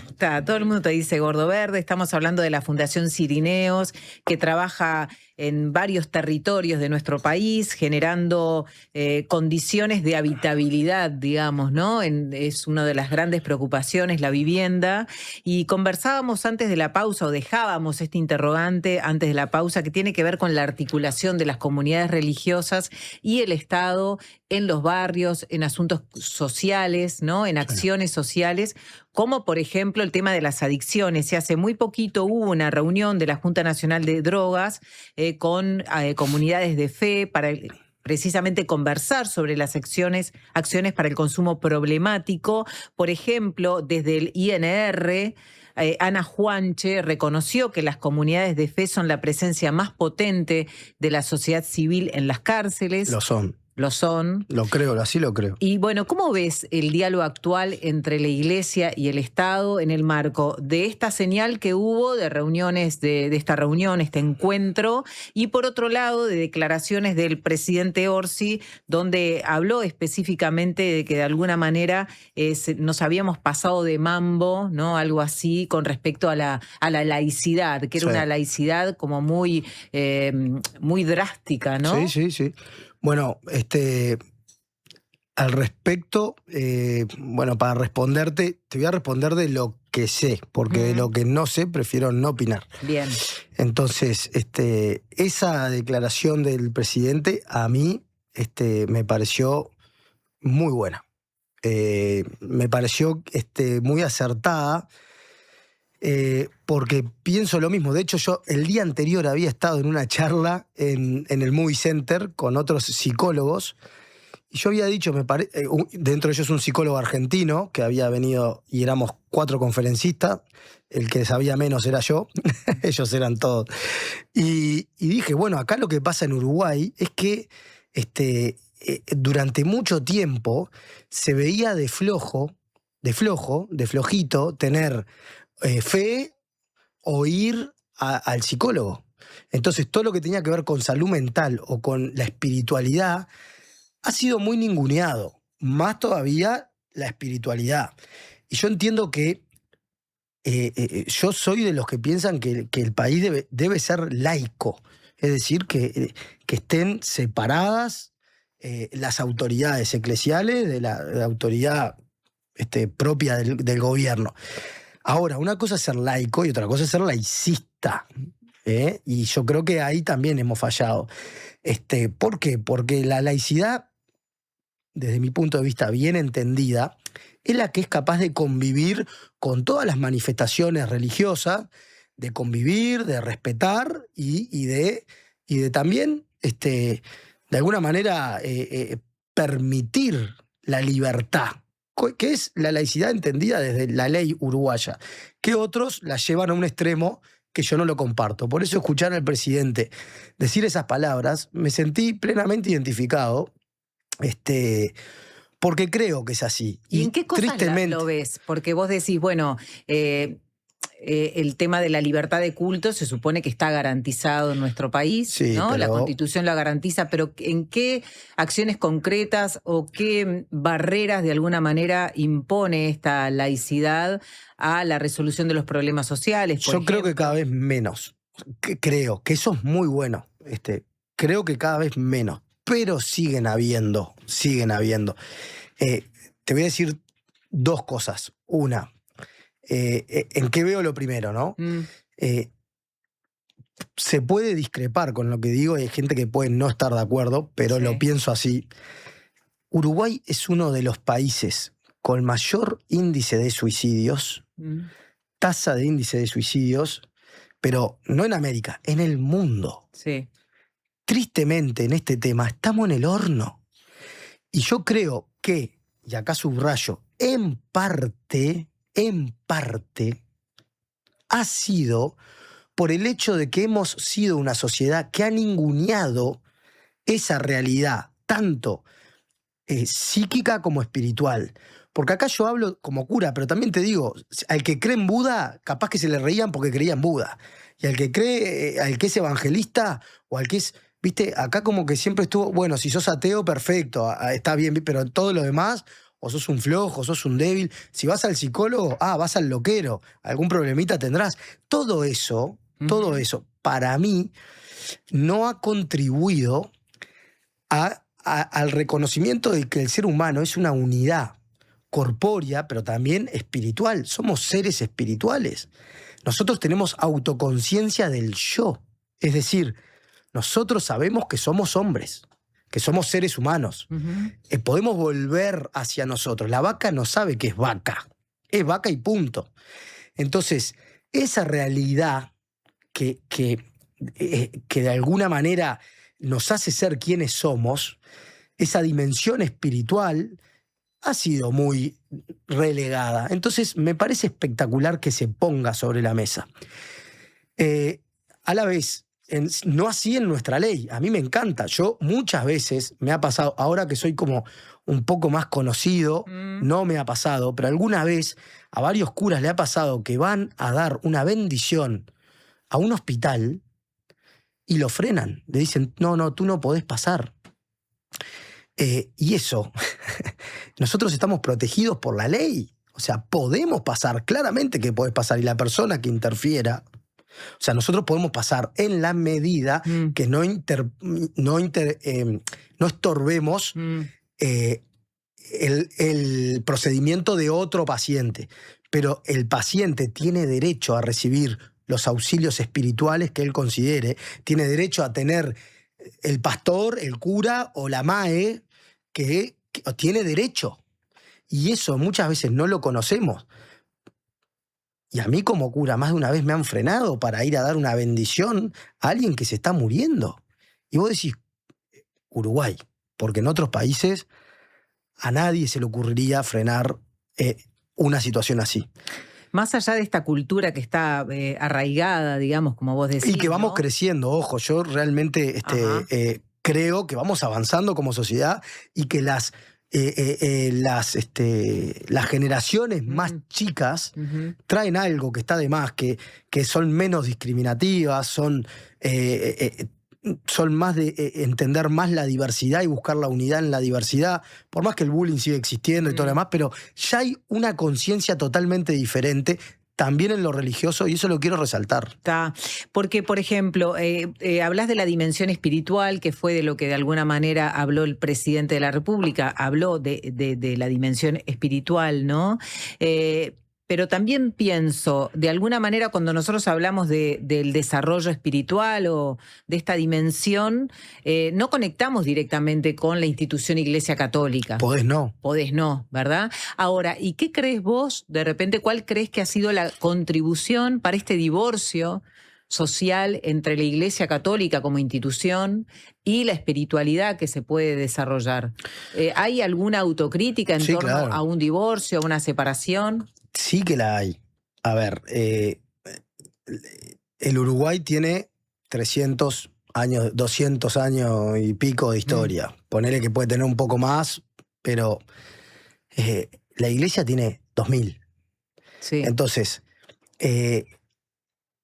claramente hay una autocrítica en quienes hemos sido parte y somos parte de la iglesia por faltas de autenticidad, por errores que no se esperaban que se cometan, como fueron, por ejemplo, los abusos.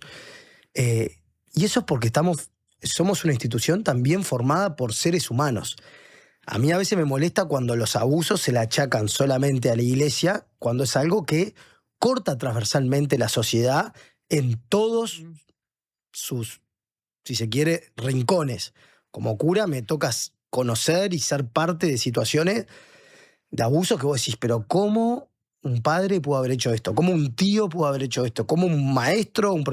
Y bueno, es que como seres humanos, obviamente, acá no estoy justificando en absoluto un sacerdote que haya cometido una atrocidad. No lo justifico. Lo que sí digo es, no hemos sido del todo auténticos en nuestras vivencias de nuestras vocaciones. Sin embargo, hay muchos que han dejado la vara muy alta dentro de la iglesia. Los santos ni que hablar, pero muchos que son poco conocidos. ¿Quiénes son tu inspiración en Uruguay? Por ejemplo, del trabajo misionero que llevas adelante, de esta conexión, digamos, con la gente pobre, de tu forma de vida, porque vos vivís en el barrio Santa Eugenia, dejaste cierta comodidad. Entonces la pregunta es, ¿quiénes son los inspiradores? Hay muchos. Yo primero, para mí, Don Bosco, que no es uruguayo, pero es un cura santo, fundador de los salesianos, ha sido alguien que a mí me marcó por completo su historia, su demás. Madre Teresa de Calcuta, creo que son San José María, de la infancia lo tuve. Y acá, bueno, en Uruguay, el padre Cacho ha sido alguien que su historia y su legado, el padre Mateo, tantos curas, ¿no? Que han pasado y que han... A mí, la verdad, el padre Cacho ha sido una gran inspiración. A veces me dicen, ay, te fuiste a vivir a un barrio con el padre Cacho. No. O sea, el padre Cacho fue una opción de vida radical. Por eso yo no dejo que me comparen. ¿En qué sentido? En que yo siento que no le ato los cordones al padre Cacho. Porque el Cacho dejó todo un estilo de vida para irse a vivir, dijera Teresa Calcuta, entre los pobres como uno más. Yo no siento ese llamado. Y por eso lo dejo claro. O sea, yo siento que estoy misionando, buscando ser un puente. Vivo en un contenedor hace 4 años y pico. No me falta nada. Aprendo de la gente. Vivo experiencias que nunca en mi vida me imaginé.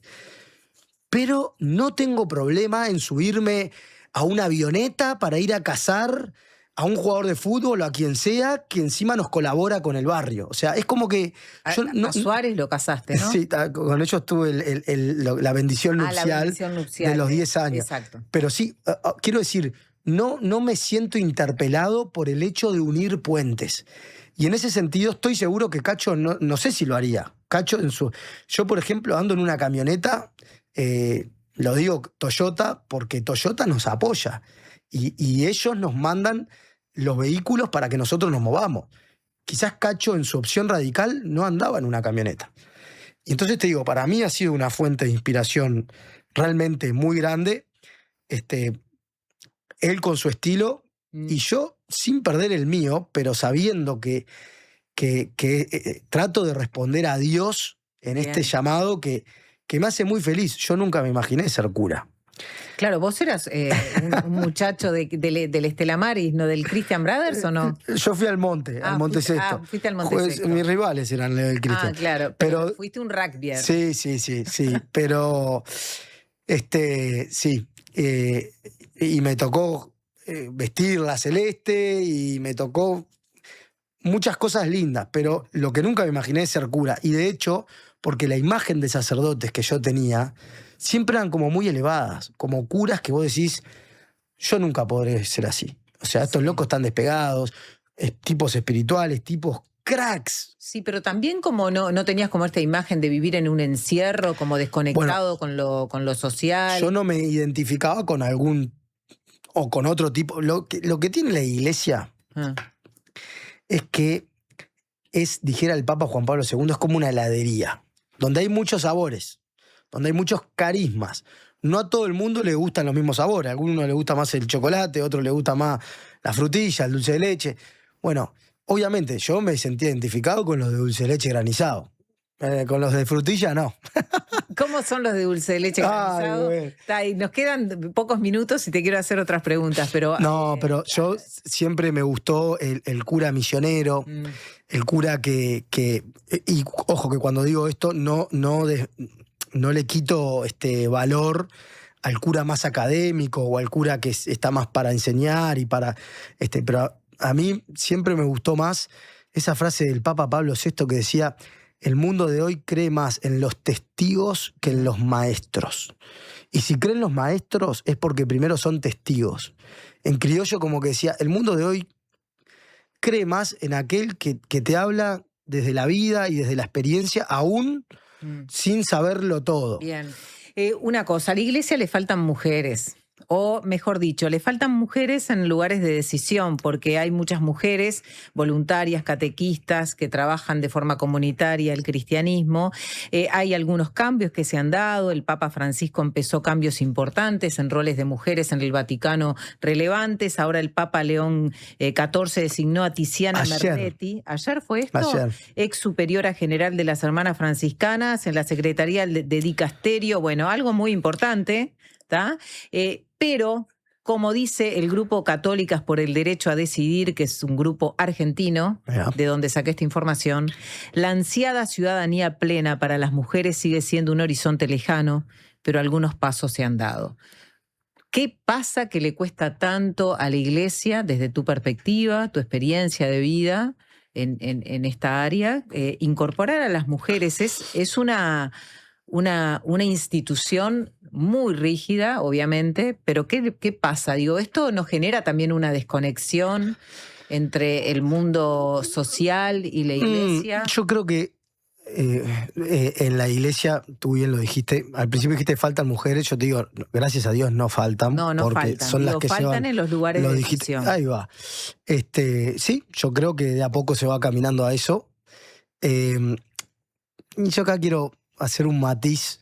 Jesús y como católicos, ¿no? La persona que más veneramos es una mujer, María.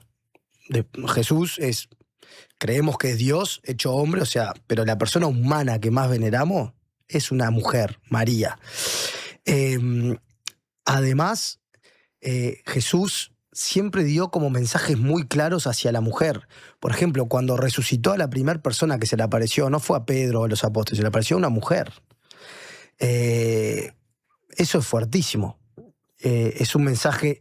Jesús fue claro.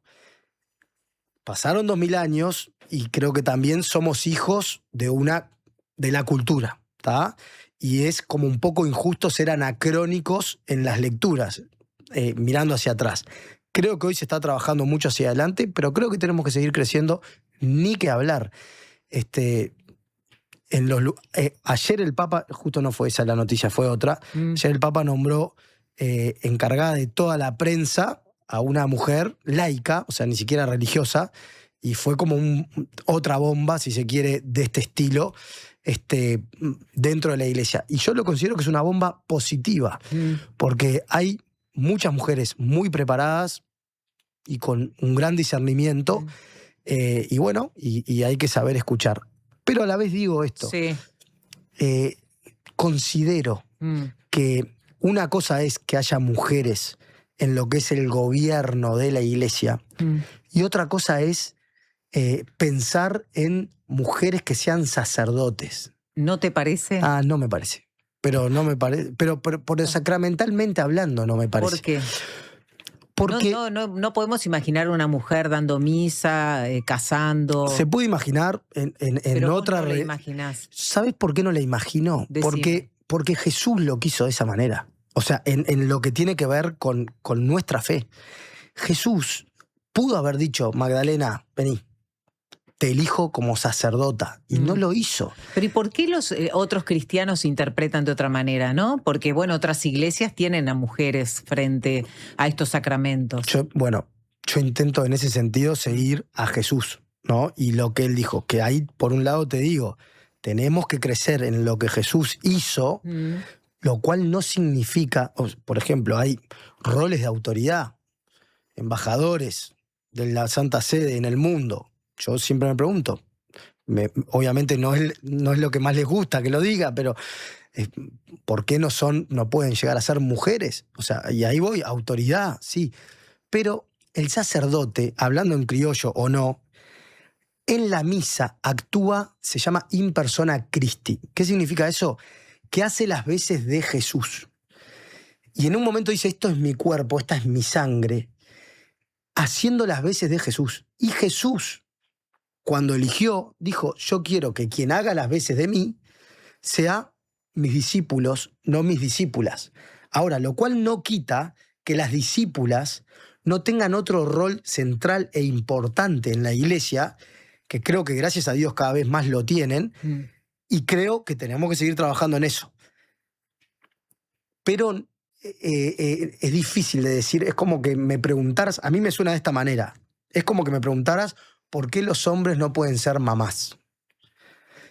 Y entonces me dirás, bueno, porque estructuralmente... Bueno, viste que pueden, ¿no? Pero, digamos, ya en términos que se generarían toda otra discusión que no podemos tener porque se nos termina el programa. Pero bueno, creo que de alguna manera nos contaste cuál es la posición y tu mirada sobre esto. Sin duda necesitamos muchos más minutos para poder seguir comprendiendo esta posición, pero queremos cerrar aquí y quiero pedir algo en los 2 minutos que nos quedan. ¿Qué te gusta? ¿Qué música escuchás? Porque así nos podemos ir, cerrar La Colmena, que este programa además se llama como parte de los proyectos que ustedes desarrollan La Colmena, con algo que te gusta. ¿Qué música? Me gusta mucho el folclore. Sí. Y hay una canción que sacó hace poquito, hace un par de años, Catherine Bernes, sí, que se llama Vamos por más. Vamos por más. Vamos con fe, por lo que fue y lo que será. Vamos, bien, perfecto. Una buena canción que ya la tenemos para cerrar con fe, es la idea. Con la fe que se tenga, de donde salga, del espíritu que salga. Catherine Bernes es una mujer uruguaya, folclórica, que está triunfando con nuestras raíces. Y bueno, me encanta su música y también, entre otros, ¿no? Bien. Volveremos a conversar seguramente cuando esté por aquí el Papa, que va a venir, ¿no? Eso si es Dios un quiere, hecho. es un hecho. A fin de año, parece, ¿no? A fin de año, por lo que manejan, lo que se maneja es en noviembre, principio de noviembre. Así que, bueno, será un acontecimiento. Porque yo no era nacido cuando vino Juan Pablo II. Claro. Y no creo que viva para la llegada de otro papa. O sea, yo creo que somos, más allá que alguno diga, significa más o menos para mí, no deja de ser una figura relevante mundial que para muchos significa mucho. Sin duda. Vamos a hablar sobre eso seguramente más adelante. Muchas gracias por acompañarnos. Nos vamos. Ya viene Paren el Mundo. Hasta mañana.